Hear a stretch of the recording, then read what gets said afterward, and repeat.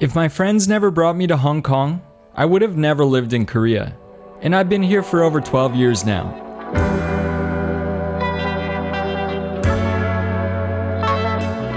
This story goes back to 2012, living in Vancouver, Canada. I had just moved there after finishing university, in hopes of getting my foot in the door in the film industry, which was struggling there at the time because the Canadian dollar was worth more than the American dollar. So the American companies stopped filming there. I sent in hundreds of resumes to every company I could think of, and only got one reply back, accepting me for the job. But on the day of the shoot, as I was on my way there, I got a call from them saying it was cancelled, and never heard from them again. I thought the world of Vancouver at the time, thinking there was no better city out there, close to nature, skiing, and with a pretty dense downtown for North American standards to hang out in. But one of my closest friends at the time, originally from Hong Kong, had the exact opposite point of view. For him, compared to Hong Kong, there was less to do in the city, and the streets didn't feel as safe to walk around, especially at nighttime in certain areas of the city. I thought, wow, if there's a place with more things to do than Vancouver, which I thought was the best at the time, I want to see Hong Kong. So I saved up enough for a flight and about 6 months of living fees. And just like I did again a couple weeks ago, I boarded the flight to Hong Kong.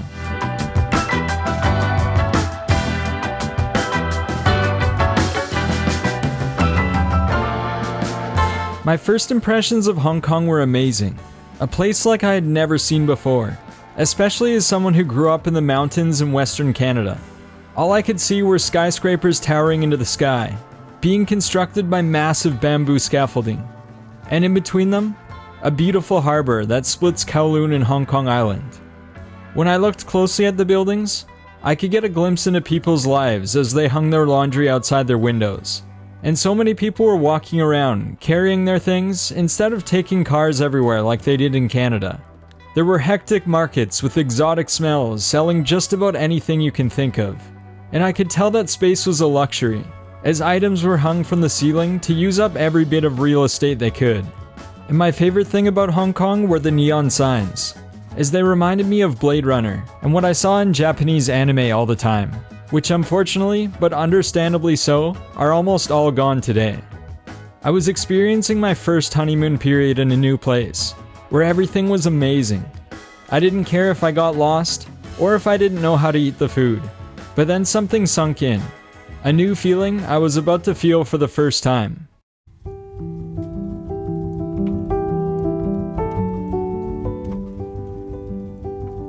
All of a sudden, the buildings I loved so much at first became ordinary, and I started to miss seeing mountains in the background. The interesting people and things all over the tight streets became obstacles. I missed my space to walk around quietly and think. My honeymoon phase was over, and I was starting to miss Canada. But I was so close to a place I had always wanted to visit, simply because of a computer game called StarCraft, as I was a massive fan. And this one particular country had tournaments that filled hundreds of thousands of fans. I had to go see it in person before going back to Canada, so I booked my flight to go watch a tournament. And if you haven't figured it out yet, the country I was headed to was Korea.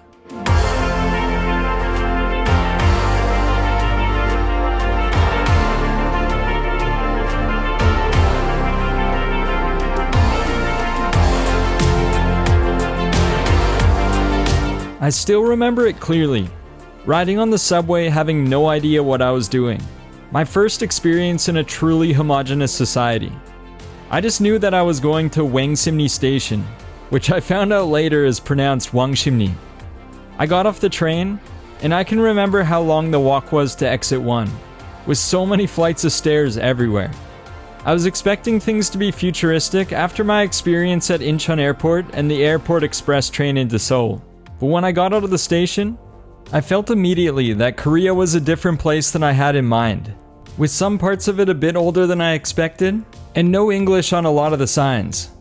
I walked around the area looking for my motel, but couldn't find it, and I was about to experience my first moment that made me fall in love with Korea.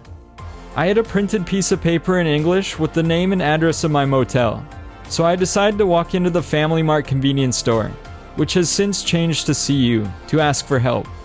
We couldn't communicate at all, but the worker briskly grabbed my arm, took me outside, he locked the door to the convenience store with a bike lock, and started to search together with me.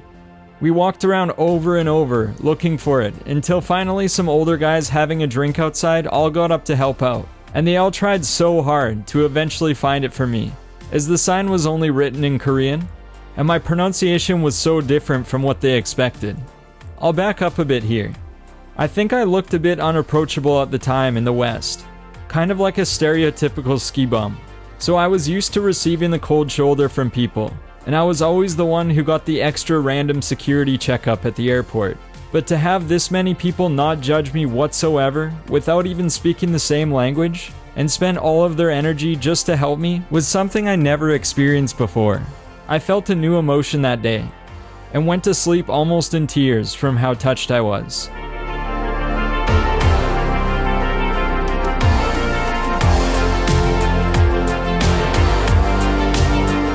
I remember walking around the neighborhood, thinking just like Hong Kong, I still have the local markets, exotic smells, people everywhere, and tall buildings. But it felt like there was just enough space for a small town Canadian boy like myself to enjoy it a little more, especially at the time. And although StarCraft wasn't as popular in Korea when I arrived in 2012, I still got to see live televised matches right inside a TV studio, being just a few meters away from an absolute legend named Lee Young-ho, or Flash. A dream come true. I felt on top of the world, feeling so lucky to learn more about this new country I was falling in love with. Going to the palaces to learn about the history, hiking up Namsan to get views of the city, and meeting random English teachers to watch more StarCraft and hang out all night.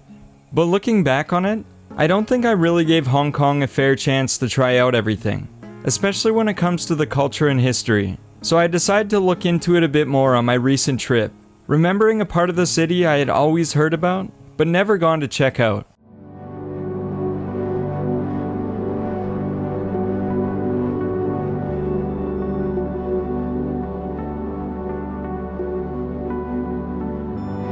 This is the site of the Kowloon walled city.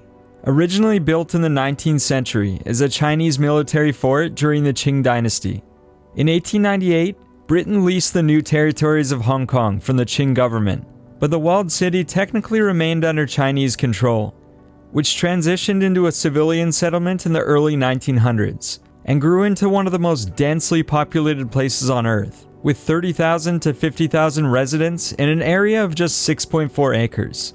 The city was symbolic in showing just what human beings are capable of, being fully self-governed and adapting through time with its own ecosystem of small factories, restaurants, schools, and even temples. The city lasted almost 100 years until 1993, when demolition started taking place. And now all that's left is this park, designed as a traditional Jiangnan garden. Although it certainly would have been nice to see the Kowloon walled city in person, in modern times, I don't think there's any way it would have been left intact. It was known as the City of Darkness, a lawless society rich in crime. But after its demolition, when its residents were mostly moved into public housing, the city was remembered fondly as a close-knit community that's hard to replace. As far as my story goes, I also look back at my days in Hong Kong fondly. These days I can return to the city to enjoy its unique culture during Lunar New Year, have some amazing times with some of my closest friends, and return to Korea appreciating what Hong Kong did for me 13 years ago.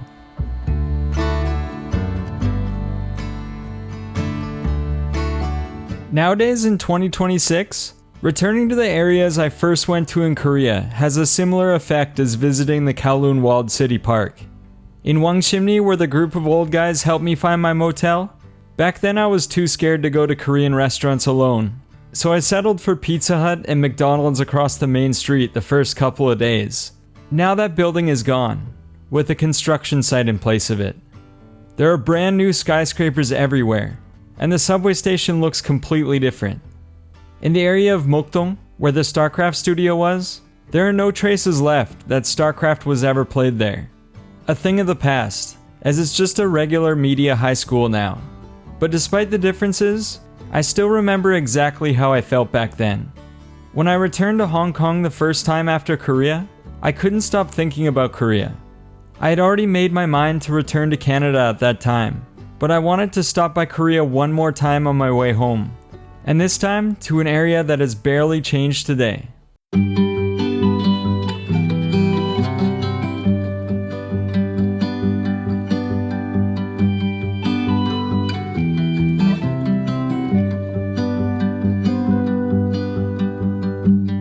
My second time going to Korea was in December 2012, just a few months later. I ended up in the neighborhood surrounding Bucheon Station, west of Seoul, an older area with a lot of traditional elements to it. I can remember clearly just how nice my motel was back then, which has since disappeared with a new officetel being built in place of it. Without knowing it at the time, this trip would make me realize that I had to live here.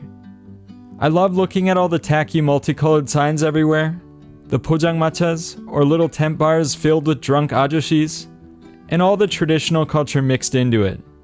I started feeling more comfortable to try out new things, without being as scared of embarrassing myself. In 2026, a lot of it looks the exact same as it was back then, such as this alleyway here, which I took a photo of in 2012. It's hardly distinguishable today. But of course not everything stayed the same. When I took a photo of this building back in the day, there was no stream in the middle of this road. Although a bit dangerous to take the same photo today, I could tell that the area has improved in massive ways, creating new space for people to walk around. But these aren't my reasons for wanting to stay. Similar to when the convenience store man helped me my first time in Korea, I was just about to leave the country to Canada after a really nice trip, walking a little way to catch the airport bus, when an old halmoni, or grandmother, with a bent-over back saw me walking alone in the rain. She didn't even say anything to me. She just put her umbrella over my head, walked to the bus stop together, and waited with me for about 30 minutes, getting wet herself in the process, just to make sure I was dry and caught the bus safely. There was no roof on the bus stop at the time, so there was no way to shelter both of us properly. I kept on trying to push the umbrella over her head, but she insisted on keeping me dry. I was completely touched, filled with emotions I'd never felt before. When the bus came, I hugged her tightly goodbye, said thank you, and finally when I got on, I burst into tears while waving to her from the bus, riding away to the airport. No one had ever done something like this for me before, let alone an elderly, brittle woman like her, filled with so much love and care. I still don't know what I did to deserve such a nice gesture, but it's a special moment I'll hold with me forever, and I'll never forget.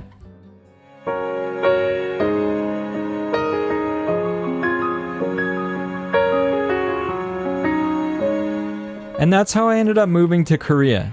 I returned a year later in 2013 to start teaching English in the city of Osan, an hour and a half south of Seoul, and I've been here happily ever since, with some more amazing experiences happening in my first year, like when the people in the local mart invited me to eat lunch with them, or when I left my backpack outside a convenience store, and the lady working there held on to it for me until I returned the next day. Looking back on it now, I think life has a very interesting way of working out sometimes with its timing. If I got a film job in Vancouver before I thought about moving to Asia, I probably would have stayed there. And if something similar happened in Hong Kong as what happened to me in Korea, then I probably would have kept living there, maybe even forever. This might sound a bit crazy, but I believe life is constantly giving us signs to push us in different directions. And if we're in tune with our inner voice and intuition, we can choose to follow these signs to get closer to the path we truly want inside. For me, it just so happened to be a few very kind strangers in Korea, treating me in a way I'd never been treated before. And it's not like kind people only exist here and not in Hong Kong or Vancouver, but that's how life's timing worked out for me. Thank you so much for your time and for listening to my stories. I hope you're healthy and happy and on the right path of life for you.